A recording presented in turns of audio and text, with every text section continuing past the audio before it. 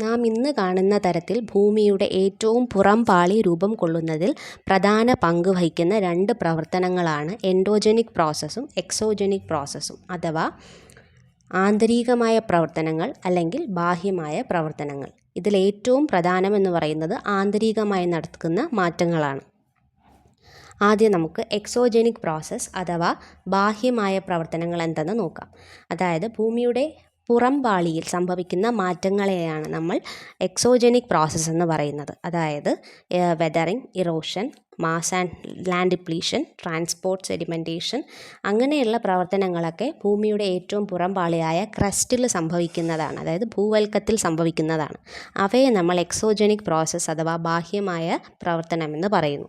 ഇവ പ്രധാനമായിട്ടും destructive forces ആണ്. അങ്ങനെയാണ് ഇത് പറയപ്പെടുന്നത്. ഡിസ്ട്രക്റ്റീവ് ഫോഴ്സ് എന്നാണ് പറയുന്നത് അഥവാ ഡിസ്ട്രക്റ്റീവ് പ്രോസസ്സ് എന്നാണ് ബാഹ്യമായ പ്രവർത്തനത്തെ നമ്മൾ പറയുന്നത്. കാരണം ഇവ ഇപ്പോൾ ഇറോഷൻ ആണെങ്കിൽ തന്നെ മേൽ മണ്ണ് ഒലിച്ചു പോകുന്ന ഒരു പ്രവർത്തനമാണ്. വെതറിങ് എന്ന് പറയുമ്പോൾ കല്ലുകളോ പാറകളോ ചെറു തരികളായി മാറുന്ന പ്രവർത്തനമാണ്. അപ്പോൾ അവിടെ ഡിസ്ട്രക്റ്റീവായിട്ട് നശിച്ചു പോകുന്ന തരത്തിലുള്ള ഒരു പ്രവർത്തനമാണ്. ഒരു ഘടനയുള്ള ഒരു കല്ലാണെങ്കിലോ മണ്ണാണെങ്കിലോ മറ്റൊരു രൂപത്തിലേക്ക് മാറപ്പെടുന്നു. അപ്പോൾ അതിനെ എന്ത് പറയുന്നു? ഡിസ്ട്രക്റ്റീവ് ഫോഴ്സ് എന്ന് പറയുന്നു അഥവാ ഡിസ്ട്രക്റ്റീവ് പ്രോസസ്സ് എന്ന് പറയുന്നു. ഇനി എൻഡോജനിക് പ്രോസസ്സ് എന്ന് പറയുന്നത് ഭൂമിയുടെ ഉള്ളിൽ സംഭവിക്കുന്ന പ്രവർത്തനങ്ങൾ. അവ എങ്ങനെയാണ് ഭൂമിയുടെ ഭൂവൽക്കത്തെ രൂപീകരിക്കുന്നതിൽ പങ്കുവഹിക്കുന്നത്, അതാണ് എൻഡോജനിക് പ്രോസസ്സ് എന്ന് പറയുന്നത്. ഭൂമിയുടെ ഉള്ളറകളിൽ അതായത് മാൻഡിലിലോ കോറിലോ നടക്കുന്ന പ്രവർത്തനങ്ങളാണ് എൻഡോജനിക് പ്രോസസ്സിൽ ഉൾപ്പെടുന്നത്. ഇവ കാലക്രമേണ ഭൂമിയുടെ ഏറ്റവും പുറംപാളി രൂപപ്പെടുന്നതിന് കാരണമാകുന്നു.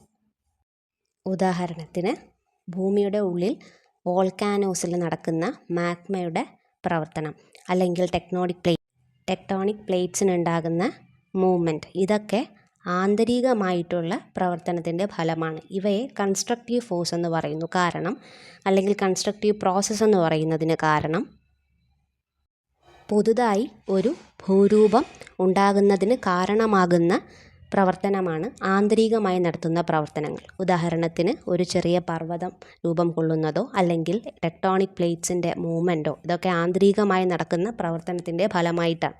അതുകൊണ്ട് ഇവയെ കൺസ്ട്രക്റ്റീവ് പ്രോസസ്സ് എന്ന് പറയുന്നു. ഭൂമിയുടെ റേഡിയസ് എന്ന് പറയുന്നത് 6370 കിലോമീറ്ററാണ്. 6370 കിലോമീറ്റേഴ്സ്. അതായത് ഭൂമിയുടെ ഏറ്റവും ഉള്ളറകളായ കോറിൽ നിന്നും ഭൂമിയുടെ ഏറ്റവും പുറംപാളിയായ ഭൂവൽക്കത്തിലേക്കുള്ള ദൂരം എന്ന് പറയുന്നത് 6371 കിലോമീറ്ററാണ്.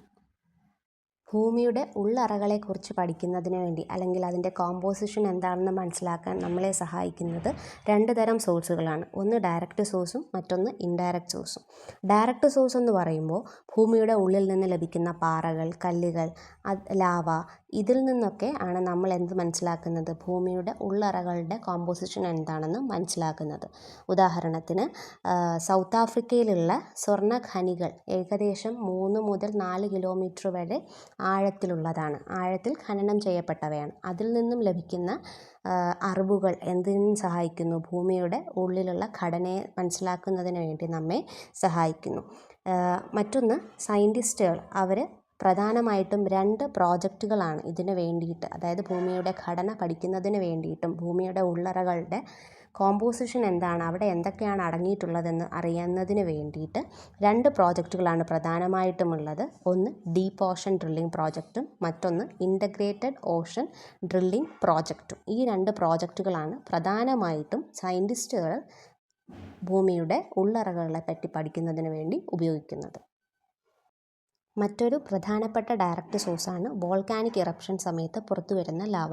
അതായത് ഭൂമിയുടെ ഉള്ളിൽ തിളച്ചു പൊങ്ങുന്ന മാഗ്മ അത് പുറത്തു വരുമ്പോൾ അതിനെ സയൻറ്റിസ്റ്റ് കളക്ട് ചെയ്യുകയും ലാബിൽ കൊണ്ടുപോയിട്ട് പലതരം പരിശോധനകൾ നടത്തുന്നതിലൂടെ ഭൂമിയുടെ ഉള്ളിലെ കോമ്പോസിഷൻ എന്താണ്, എന്തൊക്കെ മെറ്റീരിയൽസാണ് അവിടെ അടങ്ങിയിട്ടുള്ളതെന്ന് പഠിക്കുന്നതിന് വേണ്ടിയിട്ട് ഉപയോഗിക്കുന്നു. ഇൻഡയറക്റ്റ് സോഴ്സുകളിൽ പ്രധാനമായ 3 ടെമ്പറേച്ചർ, പ്രഷർ ആൻഡ് ഡെൻസിറ്റി. അതായത് ഭൂവൽക്കത്തിൽ നിന്നും ഭൂമിയുടെ കേന്ദ്രത്തിലേക്ക് പോകുമ്പോൾ ഈ 3 ഘടകങ്ങളും ഒരു കൂടുന്ന അവസ്ഥയാണ് കാണിക്കുന്നത്. അതായത് ടെമ്പറേച്ചർ ആണെങ്കിലും പ്രഷർ ആണെങ്കിലും ഡെൻസിറ്റി ആണെങ്കിലും ഈ 3 ഘടകങ്ങളും ഒരു കൂടുന്ന തരത്തിലുള്ള മാറ്റമാണ് ഇവിടെ കാണിക്കുന്നത്. സാന്ദ്രത അഥവാ ഡെൻസിറ്റി ഏറ്റവും കുറഞ്ഞ തലത്തിൽ കാണുന്നത് ഭൂമിയുടെ അറ്റ്മോസ്ഫിയറിൽ വരുന്ന പാർട്ടിക്കിൾസിലോ മെറ്റീരിയൽസിലോ ആണ് സാന്ദ്രത ഡെൻസിറ്റി ഏറ്റവും കുറവ്. എന്നാൽ ഭൂവൽക്കത്തിലെത്തുമ്പോൾ അത് ചെറിയ തോതിലുള്ള ഒരു കയറ്റം കാണിക്കുന്നു. എന്നാൽ ഭൂമിയുടെ ഉള്ളിലേക്ക് പോകുന്തോറും ഈ ഡെൻസിറ്റി ഉയർന്ന തലത്തിലേക്ക് അല്ലെങ്കിൽ അതിൻ്റെ അളവ് കൂടിക്കൂടി വരുന്നു. ഏറ്റവും ഡെൻസിറ്റി കൂടിയ മെറ്റീരിയൽസ് കാണപ്പെടുന്നത് ഭൂമിയുടെ ഏറ്റവും ഉള്ളിലെ, അതായത് ഭൂമധ്യ കേന്ദ്രത്തിലാണ് ഏറ്റവും ഡെൻസിറ്റി കൂടിയ സാധനങ്ങൾ കണ്ടുവരുന്നത്. മറ്റൊരു പ്രധാനപ്പെട്ട ഘടകമാണ് അല്ലെങ്കിൽ സോഴ്സാണ് മീറ്റിയോസ് എന്ന് പറയുന്നത്. അതായത് മറ്റ് ഗ്രഹങ്ങളുടെ ചെറിയ ഭാഗങ്ങളോ അല്ലെങ്കിൽ വാൽനക്ഷത്രങ്ങളുടെ ഭാഗങ്ങളോ ഒക്കെ ഭൂമിയുടെ അറ്റ്മോസ്ഫിയറിലെത്തുമ്പോൾ കത്തി അവശിഷ്ടങ്ങൾ എന്ത് ചെയ്യുന്നു, അത് ഭൂമിയിലേക്ക് പതിക്കുന്നു. അതിനെ പഠനത്തിന് വിധേയമാക്കുമ്പോൾ ലഭിക്കുന്ന അറിവെന്ന് പറയുന്നത് ഒരു ഇൻഡയറക്റ്റ് സോഴ്സാണ്. ഇൻഡയറക്റ്റ് സോഴ്സിൽ വരുന്ന മറ്റൊരു പ്രധാനപ്പെട്ട ഘടകമാണ് gravitation, magnetic field and seismic activity. Gravitation എന്ന് പറയുന്നത് അല്ലെങ്കിൽ ഗുരുത്വാകർഷണം എന്ന് പറയുന്നത് എല്ലായിടത്തും, ഭൂമിയുടെ എല്ലായിടത്തും ഒരുപോലെയല്ല. അത് ഓരോ ലാറ്റിറ്റ്യൂഡിലും ഓരോ തലത്തിലാണ് അനുഭവപ്പെടുന്നത്. ഏറ്റവും കൂടുതൽ ഗ്രാവിറ്റി അനുഭവപ്പെടുന്നത് ഭൂമിയുടെ പോൾസിലാണ്. നോർത്ത് പോളിലും സൗത്ത് പോളിലുമാണ് ഇത് ഏറ്റവും കൂടുതലായിട്ട് അനുഭവപ്പെടുന്നത്. എന്നാൽ ഏറ്റവും കുറവ് അനുഭവപ്പെടുന്നത് ഇക്വേറ്ററിലുമാണ്. ഓക്കെ, ഇതിന് കാരണം ഭൂമിയുടെ ഏറ്റവും ഉള്ളിലെ മധ്യഭാഗത്ത് നിന്നും ഇക്വേറ്ററിലേക്കുള്ള ദൂരം എന്ന് പറയുന്നത് പോൾസിനെ വെച്ച് നോക്കുമ്പോൾ കുറച്ച് അധികമാണ്. അതുകൊണ്ടാണ് ഇക്വേറ്ററിൽ ഗ്രാവിറ്റേഷണൽ ഫോഴ്സ് കുറച്ച് അനുഭവപ്പെടുന്നതും പോൾസിൽ അധികം അനുഭവപ്പെടാനുള്ള കാരണം. ഓരോ സ്ഥലത്തും ഗ്രാവിറ്റിക്ക് ഓരോ തരത്തിലുള്ള ഇൻഫ്ലുവൻസ് ആണുള്ളത്. അതിനെ ബാധിക്കുന്ന അല്ലെങ്കിൽ ഗുരുത്വാകർഷണത്തെ ബാധിക്കുന്ന പല ഫാക്ടേഴ്സ് ഉണ്ട്. അതിലൊന്നാണ് ഗ്രാവിറ്റി അനോമലി എന്ന് പറയുന്നത്. അതായത് ഒരു വസ്തുവിൻ്റെ മാസ് ആ സ്ഥലത്ത് അനുഭവപ്പെടുന്ന ഗ്രാവിറ്റിയെ ബാധിക്കുന്നു. അതിനെയാണ് എന്ത് പറയുന്നത്, ഗ്രാവിറ്റി അനോമലി എന്ന് പറയുന്നത്. അതായത് ഒരു വസ്തുവിൽ അടങ്ങിയിരിക്കുന്ന മാസ്, ആ മാസ് അതിലേക്ക് ഉണ്ടാകുന്ന ഗ്രാവിറ്റേഷണൽ ഫോഴ്സിനെ എന്ത് ചെയ്യുന്നു, ബാധിക്കുന്നു. അതിന് ഗ്രാവിറ്റി അനോമലി എന്ന് പറയുന്നു.